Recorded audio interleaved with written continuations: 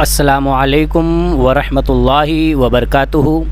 پیارے بچوں، میں انصاری رضوان اسٹینڈرڈ 10th کے تمام بچوں کا آج کی اس سائنس 1 کی کلاس میں خیر مقدم کرتا ہوں۔ ہم نے ہمارا سبق نمبر 4 برقی رو کے اثرات ایفیکٹ آف الیکٹرک کرنٹ یہ شروع کیا تھا، اور لاسٹ لیکچر میں ہم نے اس کے اندر برقی رو کا مقناطیسی اثر کیا ہوتا ہے اسے سیکھا تھا، دائیں ہاتھ کا انگوٹھے کا قانون اسے سمجھا تھا، اور سولینائڈ میں برقی رو کے بہاؤ سے پیدا ہونے والا مقناطیسی میدان کس طرح کا ہوتا ہے اسے بھی ہم نے سمجھا تھا۔ آج کے اس ویڈیو میں انشاءاللہ ہم مقناطیسی میدان میں برقی رو لے جانے والے موصل پر قوت کا عمل کیا ہوتا ہے اسے ایک تجربے کے ذریعے سے سمجھیں گے، ساتھ ہی فلیمنگ کا دائیں ہاتھ کا اور بائیں ہاتھ کا قانون کیا ہے اسے سمجھیں گے، یہ کب استعمال کیا جاتا ہے یہ بھی سمجھیں گے، اور آخر میں برقی مقناطیسی امالہ کیا ہوتا ہے اور برقی موٹر کیا ہے۔ آج کے اس ویڈیو میں انشاءاللہ تعالی ہم یہ سیکھنے اور سمجھنے والے ہیں۔ آئیے ہم شروع کرتے ہیں مقناطیسی میدان میں برقی رو لے جانے والے موصل پر قوت کا عمل کیا ہوتا ہے۔ ہماری درسی کتاب میں ایک شکل دی گئی ہے، ہم پہلے اس شکل کو سمجھ لیتے ہیں، اس میں استعمال ہونے والے مختلف آلات کو سمجھ لیتے ہیں۔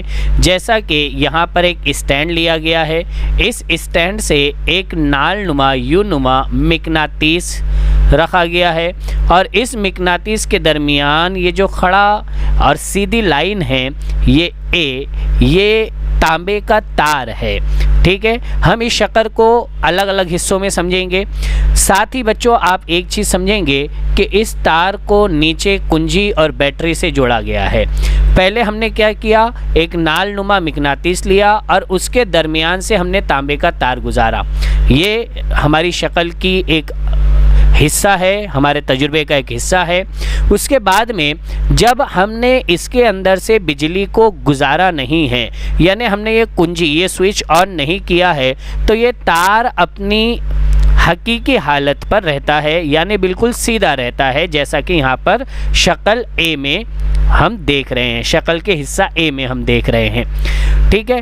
اگر اب ہم سوئچ کو آن کر دیں، سوئچ کو ہم کیا کر دیں، آن کر دیں، تو اب یہ تار بجائے سیدھا رہنے کے مقناطیس کی طرف کشش کیا جاتا ہے، یعنی حالت بی، اس حالت میں یہ تار جاتا ہے، اور یہ حالت بی کب حاصل ہوں گی، جب برقی رو کی سمت تار میں نیچے سے اوپر کی جانب جائیں گی، تب ہمیں یہ تار مقناطیس کی طرف کشش کرتا ہوا دکھائی دے گا، اس کی طرف مڑتا ہوا، اس کی طرف کشش کرتا ہوا ہمیں دکھائی دے گا۔ ساتھ ہی اگر ہم برقی خانے میں کنیکشن کو الٹا کر دے، یعنی جو سرا مثبت سرے سے جڑا ہوا تھا اسے منفی سے جوڑ دے، اور تار کے منفی سرے سے جڑے ہوئے حصے کو مثبت سے جوڑ دے، اور اب سوئچ آن کرے، تو ہمیں تار بجائے کشش کرنے کے ہمیں تار مقناطیس سے دفاع کرتے ہوئے دکھائی دے گا، جیسے کہ یہاں پر سی حصے میں ہم دیکھ رہے ہیں، جب برقی رو نیچے کی جانب آتی ہے، اوپر سے نیچے کی جانب، تو ہمیں سی شکل حاصل ہوتی ہے، یعنی یہ والی شکل، ٹھیک ہے بچوں۔ تو اسے ہی ہم مقناطیسی میدان میں برقی رو لے جانے والے موصل، برقی موصل پر قوت کہتے ہیں، کہ تار کے اوپر مقناطیس کے ذریعے سے کشش کی قوت ہوئی، اور اسی تار کے اوپر جس میں سے بجلی گزر رہی تھی بعد میں دفاع کا عمل ہوا۔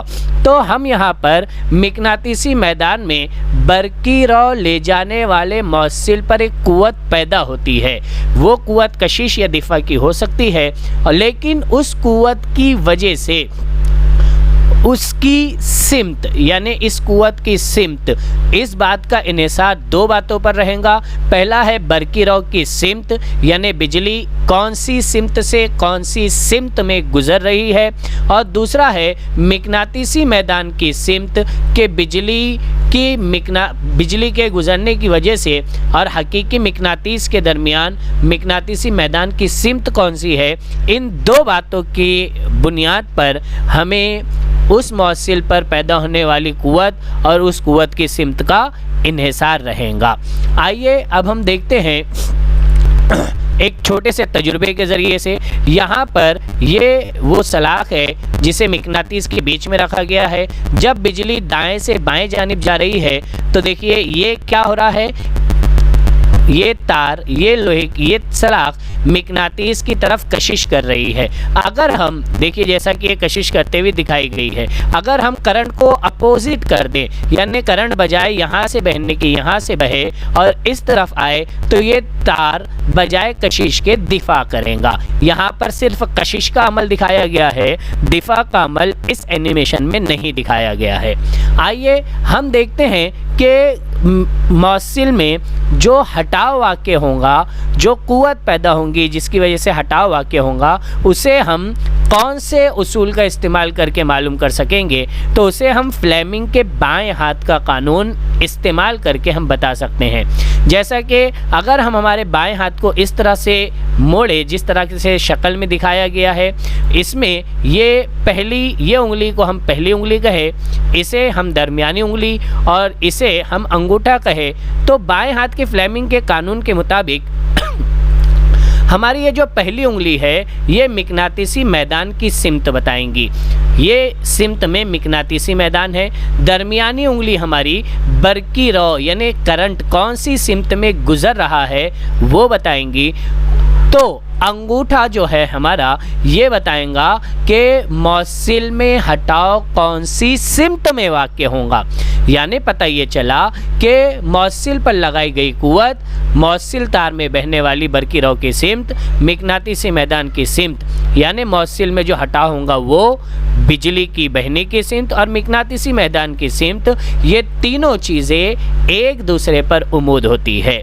इस कानून को हम इस तरह से बयान करते हैं कि अगर हम हमारे बाएं हाथ का अंगूठा, पहली उंगली और दरमियानी उंगली को इस तरह फैलाए कि वो एक दूसरे पर उमूद हो, तो पहली उंगली मिकनातीसी मैदान की सिमत में हो, दरमियानी उंगली बरकी रौ की सिमत में हो, तो अंगूठे की सिमत बरकी मौसिल पर कुव्वत की सिमत जाहिर करती है, यानी कि अंगूठे की सिमत में मौसिल में हरकत होती है।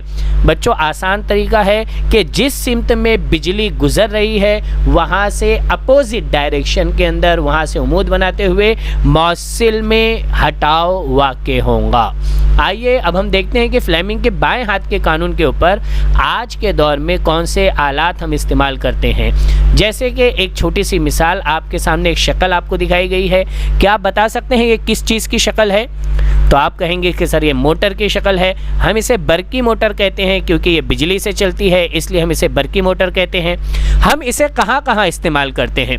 मसलन फ्रिज में, पंखा, मिक्सर, वॉशिंग मशीन वगैरह इन जगहों के ऊपर हम इसे इस्तेमाल करते हैं। ठीक है, क्या आप बरकी मोटर की तारीफ़ बता सकते हैं? बरकी मोटर की तारीफ़ इस तरह बयान की जाती है, ऐसा आला जो बरकी तवानाई को यानी बिजली की तवानाई को मैकेनिकी तवानाई में तब्दील करे उसे बरकी मोटर कहते हैं। इस बरकी मोटर की अंदरूनी शक्ल, उसकी साख्त और उसकी कारकर्दगी को हम समझने जा रहे हैं। हमारी किताब में जो शक्ल दी गई है बरकी मोटर की, उसके अंदरूनी हिस्से को इस तरह से बताया गया है, जहाँ पर एस और एन यानी दो मुखालिफ कुतबैन, ये हकीकी मिकनातीस है, उसके दरमियान हमने ABCD इस तार के लच्छे को रखा है। इस लच्छे को हमने नीचे कार्बन ब्रश E और F के ज़रिए से जोड़ा है। ये कार्बन ब्रश नीचे एक्सेल यानी महवर से और ऊपर निस्फ हल्के X और Y के ज़रिए से जुड़ा हुआ है। साथ ही हमने नीचे बरकी खाना और कुंजी लगाई हुई है। जब कुंजी ऑन की जाती है यानी स्विच ऑन किया जाता है और बिजली मज़बत सिरे से निकलकर E से यहाँ A से B की तरफ जब जाती है और C से D की तरफ जब वापस आती है, तो इस सूरत में इस लच्छे के ऊपर हटाव वाक़ होगा और वह हम फ्लेमिंग के बाएं हाथ के कानून का इस्तेमाल करके हम बता सकेंगे। उस हटाव की वजह से ये लच्छा घूमने लगता है, जैसा कि अभी हम हमारे एक एनिमेशन में देखेंगे। देखिए यहाँ पर ऊपर और नीचे ये आपको हकीकी मिकनातीस बताए गए हैं। दरमियान में ये जो घूम रहा है ये मुस्ततिली हल्का है, ठीक है, लच्छा है, असल में हल्का नहीं लच्छा है ये। और यहाँ पर ये ब्रश है, कार्बन ब्रश, और उसे हमने निस्फ हल्के के ज़रिए से जोड़ा है। जब बिजली इसके अंदर से गुज़रती है तो इस लच्छे में भी मिकनातीसी खासियत पैदा होती है, और चूँकि अतराफ़ में हकीकी मिकनातीस है इसलिए वहाँ पर हटाव का अमल होता है, और हटाव की वजह से यहाँ पर ये लच्छा घूमता है, और उसकी वजह से बरकी मोटर के अंदर लगी हुई चीज़ें भी घूमने लगती है। ठीक है बच्चों, आइए अब हम समझते हैं बरकी मिकनातीसी इमाला के बारे में। बरकी मिकनातीसी इमाला को समझने के लिए हमने क्या किया है कि हमने एक तार का सोलेनाइड यानी लच्छा लिया है और उसे हमने बरकी खाने से जोड़ा है। साथ ही हमने उसके करीब ही एक सिर्फ लच्छा तैयार किया है, तार का हल्का तैयार किया है, और इसे हमने गैल्वानोमीटर से जोड़ा है। देखिए बच्चों, ये गैल्वानोमीटर से जुड़ा है, इससे कोई बैटरी वगैरह जुड़ी हुई नहीं है। अब हम क्या करने जा रहे हैं, इस तार के हल्के वाले हिस्से को हम इस सोलेनाइड के करीब यहाँ पर स्विच ऑन करेंगे और इसे करीब और दूर मुसलसल करेंगे, जैसा कि हमने हमारी दरसी किताब की शक्ल 4.16 में इसको दिखाया है कि हम इस लूप को, इस हल्के को क्या कर रहे हैं, नज़दीक और दूर कर रहे हैं तेज़ी के साथ में। तो उसकी वजह से क्या होगा कि इस गैल्वेनोमीटर में हमें कुछ हरकत दिखाई देंगी। गैल्वेनोमीटर के अंदर हरकत, ये इस बात की तरफ इशारा है कि ये सुई की हरकत बरकी दौर में बरकी रॉक के होने का एक निशानी, एक इशारा है। ठीक है बच्चों, गैल्वेनोमीटर हम कब इस्तेमाल करते हैं, जब हमें बरकी दौर में बरकी रॉक का पता लगाना होता है कि बिजली गुज़र रही है या नहीं गुज़र रही है। तो उस सूरत में हम क्या करते हैं कि वहाँ पर गैल्वेनोमीटर लगाते हैं। आइए इसे भी एक छोटे से एनिमेशन के ज़रिए से हम समझने की कोशिश करते हैं। देखिए यहाँ पर आपके पास में हमने पहले एक सोलेनाइड लिया है, उसको ए नाम दिया। उस सोलेनाइड को हमने मज़ाहमत से, साथ ही कुंजी और साथ में बरकी खाने से हमने जोड़ा है, और इसके करीब में हमने एक दूसरा लच्छा लिया है जिसे हमने बी नाम दिया है सोलेनाइड, और इसे हमने जब एक दूसरे को हम इसके करीब तेज़ी से करते हैं और दूर करते हैं तो हम क्या देखते हैं कि ये जो गैल्वेनोमीटर है, स्विच ऑन करने पर जब इस सोलेनाइड को इसके करीब और दूर किया जाएगा तो इस गैल्वेनोमीटर के अंदर बिजली के होने की अलामत, बिजली के होने का पता हमें लगेगा। ये सुई की हरकत इस सोलेनाइड में बिजली के होने के इशारे को बयान कर रही है। यानी एक मौसिल में से बिजली गुजार कर हमें दूसरे मौसिल के अंदर बिजली हम हासिल कर रहे हैं, इसे हम बरकी मिकनातीसी इमाला कहेंगे। ठीक है बच्चों, आज अगर हम देखें तो आज के उसमें हमें फ्लेमिंग के दाएं हाथ का कानून समझना है। आज का हमारा जो अगला टॉपिक है कि दाएं हाथ के कानून के अंदर हमने क्या किया, ये हमारा अंगूठा है, ये हमारी पहली उंगली और ये हमारी दरमियानी उंगली। तो जब अंगूठा बरकी रॉक की रफ्तार, असल में यहाँ पर बच्चों रफ्तार लिखा हुआ है, जबकि रफ्तार नहीं है बल्कि बरकी रॉक की सिमत है। हमारी किताब में शायद प्रिंटिंग मिस्टेक हुई है। ये बरकी रॉक की सिमत ज़ाहिर करेगा अंगूठा, और पहली उंगली मिकनातीसी मैदान की सिमत ज़ाहिर करेंगी। तो दरमियानी उंगली क्या ज़ाहिर करेंगी बच्चों, ये दरमियानी उंगली ज़ाहिर करेंगी कि मौसिल में पैदा होने वाली बरकी रॉक कौन सी सिमत में होंगी, ये दरमियानी उंगली ज़ाहिर करेंगी। ठीक है बच्चों, यानी यहाँ पर बरकी मौसिल की हरकत साथ में, सॉरी ये हरकत नहीं रहेगा, ये बरकी रॉक की सिमत रहेगा, जैसा कि किताब में है उसे हम करेक्शन करेंगे। मिकनातीसी मैदान की सिमत और मौसिल में पैदा होने वाली बरकी रॉक की सिमत, ये तीनों एक दूसरे पर क्या रहेंगे, उमूद रहेंगे। ठीक है बच्चों, आज के लेक्चर में सिर्फ इतना ही। जज़ाकल्लाहु खैर व अहसनुल जज़ा। अस्सलामु अलैकुम व रहमतुल्लाहि व बरकातुहू।